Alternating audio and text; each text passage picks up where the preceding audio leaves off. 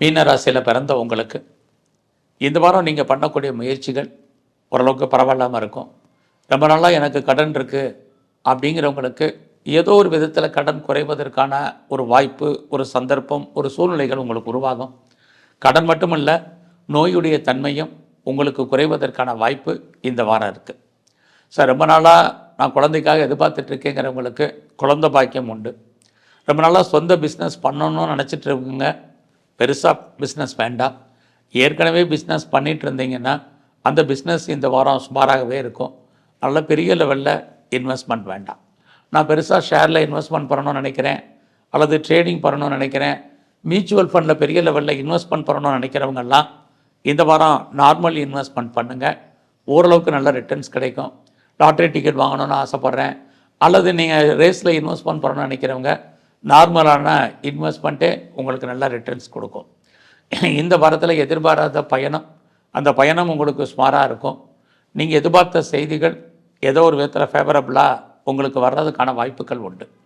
இந்த வாரம் உங்களுடைய உறவுகள் வர விஷயத்தில் கொஞ்சம் கவனம்.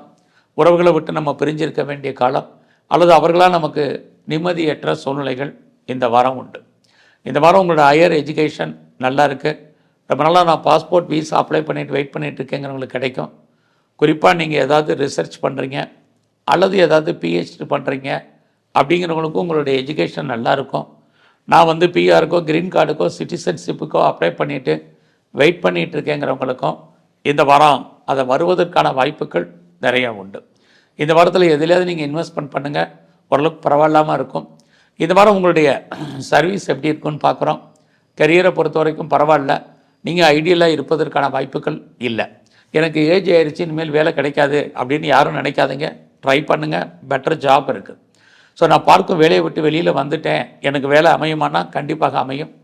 எனக்கு பார்க்கக்கூடிய வேலையை விட்டு நான் வெளியேற்றப்பட்டுட்டேன் அப்படிங்கிறவங்களும் கவலைப்படாதீங்க, உங்களுக்கான ஜாப் நல்லா இருக்குது.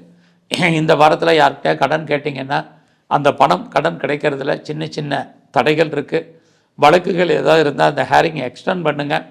இந்த வாரத்தில் தேவையில்லாத விஷயங்களில் நீங்கள் தலையிடாதீங்க. இந்த வாரம் நீங்கள் இன்னும் கொஞ்சம் தெய்வ அனுகூலத்தை பெரிய லெவலில் கூட்டுங்க. குறிப்பாக விநாயகரை பிரதானமாக வழிபாடு பண்ணுங்கள். அது மட்டுமல்ல, ஆஞ்சநேயரையும் பிரதானமாக இந்த வாரம் முழுவதும் கும்பிடுங்க. இன்னும் உங்கள் வாழ்க்கையில் மிகப்பெரிய வெற்றி அமையும். நன்றி, வணக்கம்.